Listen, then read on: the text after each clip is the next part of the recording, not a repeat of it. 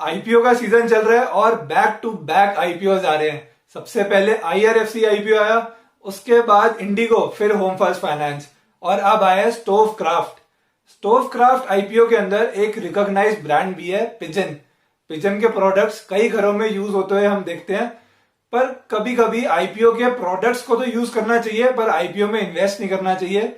लेकिन कभी कभी आईपीओ में इन्वेस्ट करके प्रोडक्ट्स को यूज नहीं करना चाहिए। तो ये कंपनी किस सिचुएशन पर फिट बैठती है इस वीडियो के अंदर जानेंगे। साथ ही में मेरा listing short term long term के लिए क्या एनालिसिस है उसको भी समझेंगे। वीडियो का एसेंस समझने के लिए वीडियो को एंड तक जरूर देखेंगे। साथ में अगर अभी तक आपने चैनल को सब्सक्राइब नहीं करा तो चैनल को सब्सक्राइब जरूर कर लें। Hi everyone, this is Shubham Gupta and you are welcome to another episode at investor नीति।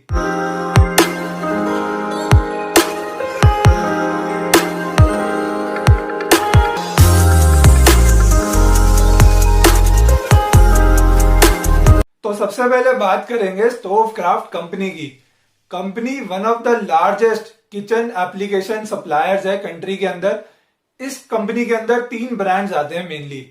सबसे पहले है पिजन, फिर है गिल्मा, आई होप गिल्मा ही बोलते हो, और थर्ड है black decker. In total more than 660 plus products इनके इस पोर्टफोलियो के अंदर आते हैं। पिजन ब्रांड की बात करें तो ये इसको बोलते हैं वैल्यू फॉर मनी। इसके 651 डिस्ट्रीब्यूटर्स हैं 27 स्टेट्स एंड 5 यूनियन टेरिटरीज के अंदर। पिजन ब्रांड के अंदर ये कुकवेयर बनाते हैं, कुक टॉप्स बनाते हैं और कुछ स्मॉल अप्लायंसेस, किचन अप्लायंसेस वो भी बनाते हैं। अभी रिसेंटली इन्होंने एलईडीज का बिजनेस भी इसमें ऐड करा है पिजन नेम के अंडर, जो इनके बिजनेस को और डाइवर्सिफाई कर रहा है।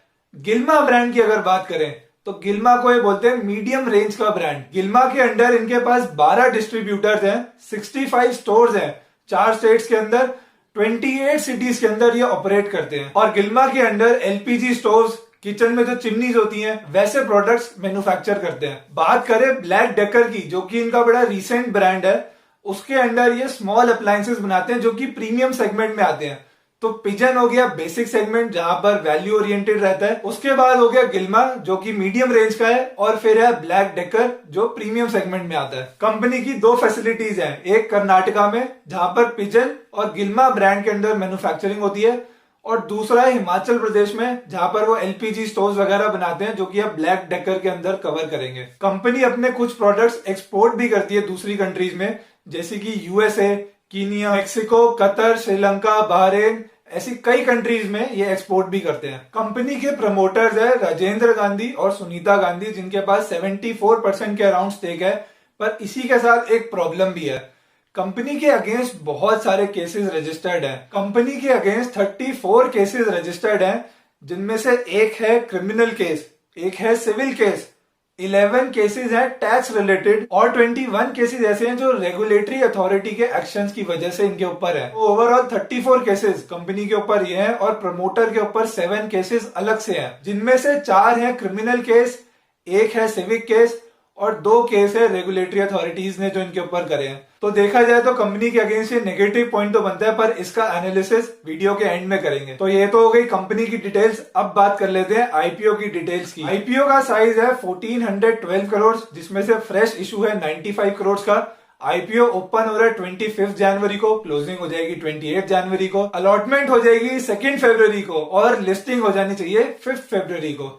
प्राइस बैंड आईपीओ का है 384 टू 385 रुपीज, तो हमें तो वही हायर प्राइस बैंड पे ही कट ऑफ पर टिक कर लगाना है। एक लॉट के अंदर 38 शेयर्स हैं, तो आपकी एक एप्लीकेशन 14,630 रुपीज की पड़ेगी। मैक्सिमम आप रिटेल कोटा के अंदर 13 लॉट्स पर एप्लीकेशन अप्लाई कर सकते हो। ध्यान देने वाली बात यहाँ पर यह है कि रिटेल के लिए सिर्फ 10% कोटा रिजर्व है इस आईपीओ के अंदर। रीजन आपको पता ही है, अगर पिछले 3 साल के फाइनेंशियल नंबर्स में कंपनी ने लॉस दिखाया है तो फिर 10% से ज्यादा रिटेल पोर्शन को एलोकेशन नहीं मिलती है। तो अगर बाय चांस सब्सक्रिप्शन अच्छी आती है तो फिर इसमें अलॉटमेंट मिलना मुश्किल हो जाएगा। अभी लास्ट टाइम जीरोधा के कुछ यूजर्स कंप्लेंट कर रहे थे कि आईपीओ को लगाने में प्रॉब्लम हुई डे 3 पर। उनका क्वेश्चन था कि डे 1 पर ही लगाते बिना डेटा को देखे। मेरे हिसाब से डेटा को तो देखना ही चाहिए, और ये एक बार की बात थी। यूजुअली जीरोधा के अंदर ऐसी प्रॉब्लम आती नहीं है, और डेटा देखकर डे 3 पर अप्लाई करना ही ठीक स्ट्रैटेजी रहेगी। तो कंपनी की बात हो गई है, आईपीओ की डिटेल्स की बात हो गई है। अब बात कर लेते हैं फाइनेंशियल नंबर्स की। सबसे पहले बात करेंगे एसेट्स की। FY18 के अंदर एसेट्स थे 393 करोड़, FY19 में हो गए 425 करोड़ और FY20 में हो गए 471 करोड़। CAGR आती है 9.47। तो एसेट्स की ग्रोथ अच्छी रही है। लायबिलिटीज की अगर बात करें तो FY18 के अंदर थी 573 करोड़, 19 में हो गई 489 करोड़ और FY20 में हो गया 531 करोड़। लायबिलिटीज 4.73% से रिड्यूस हुई हैं, तो ये भी अच्छी बात है कि लायबिलिटीज थोड़ी कम हो गई हैं। रेवेन्यू की अगर बात करें तो FY18 के अंदर 534 करोड़ रेवेन्यू था, FY19 में हो गया 642 करोड़ और FY20 के अंदर 672 करोड़। CAGR आती है 12.18। Revenue is steadily increasing, that is okay. Profit after tax की बात करें तो 12 करोड़ का लॉस कंपनी ने रजिस्टर करा है FY18 के अंदर, जिसकी वजह से रिटेल के अंदर 10% कोटा ही मिला है। FY19 में ये कन्वर्ट हो गया 0.7 करोड़ के प्रॉफिट में, तो कंपनी प्रॉफिटेबल हो गई FY19 में और FY20 में प्रॉफिट हो गया 3 करोड़। अब आप देख रहे होगे रेवेन्यू कितना ज्यादा था। FY20 का रेवेन्यू 672 करोड़ था और प्रॉफिट उसके अगेंस्ट है 3 करोड़, तो ये थोड़ा सा ऑड है। अगर बात करें ईपीएस की, 6.35 नेगेटिव ईपीएस थी, FY18 में लॉस था तो ईपीएस नेगेटिव ही होगी। FY19 के अंदर फिर ईपीएस हो गई 0.33 और FY20 के अंदर पहुंच गई 1.28, तो ईपीएस पॉजिटिव होगी ये नेगेटिव से। Cash flow from operations FY18 के अंदर 11 करोड़, FY19 में 13 करोड़ और FY20 में हो गया 15 करोड़।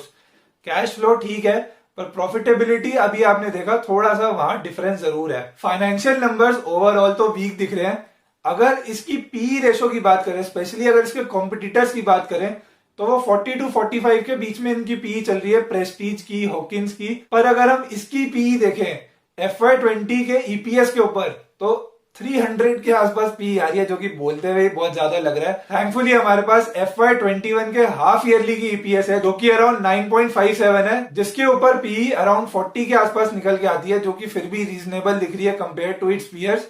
बट नेवरदलेस क्योंकि प्रॉफिटेबिलिटी इतनी कम है तो पीई इतनी जस्टिफाइबल लगती नहीं है। अब बात करते हैं सबसे इंपॉर्टेंट सेगमेंट की, listing. Short term long term के लिए मेरा क्या पर्सपेक्टिव है। इसके नंबर्स को देखते हुए तो बहुत मुश्किल है कि किसी भी कैटेगरी में हम इसमें अप्लाई करें, पर क्योंकि बुल मार्केट है, अभी इस टाइम पे कोई कुछ नहीं देख रहा, जो भी कंपनी लेके आ रही है उसमें एप्लीकेशन बहुत ज्यादा आ रही है, तो हो सकता है इसमें भी आए। पर मेरे लिए तो ये लिस्टिंग के लिए बिल्कुल भी ऑन नहीं है। ऐसी कंपनी में रिस्क लेने का कोई फायदा नजर नहीं आता। शॉर्ट टर्म और लॉन्ग टर्म में भी सीधा सीधा कंक्लूजन है कि 2018 तक तो कंपनी लॉस में ही थी और अब 2 साल से प्रॉफिट में आई हुई है, तो बहुत ज्यादा प्रॉफिट नहीं है कंपेयर टू रेवेन्यू। रेवेन्यू के कंपैरिजन में प्रॉफिट कुछ भी नहीं है। तो ऐसी कंपनी जो अभी बिल्कुल छोटे स्केल में है और प्रॉफिटेबिलिटी इतनी कम है, वहां पर इन्वेस्ट करना बहुत मुश्किल है। स्पेशली कॉम्पिटिटर्स भी अगर हम देखें, हॉकिंस, प्रेस्टीज, वो बहुत अच्छा कर रहे हैं। और अगर कंपनी के नंबर्स देखें, कंपनी के ऊपर चलते हुए केसेस देखें, तो उसको देख के इसमें तो मैं 100% अवॉइड कर रहा हूं। बिल्कुल भी इस आईपीओ के अंदर मेरा इंटरेस्ट नहीं है। तो ये था मेरा ओवरऑल एनालिसिस स्टोवक्राफ्ट आईपीओ के रिगार्डिंग। अगर आपको एनालिसिस अच्छा लगा हो तो वीडियो को लाइक और चैनल को सब्सक्राइब जरूर कर लेना है। So thank you for watching this video. Until we meet again, bye bye.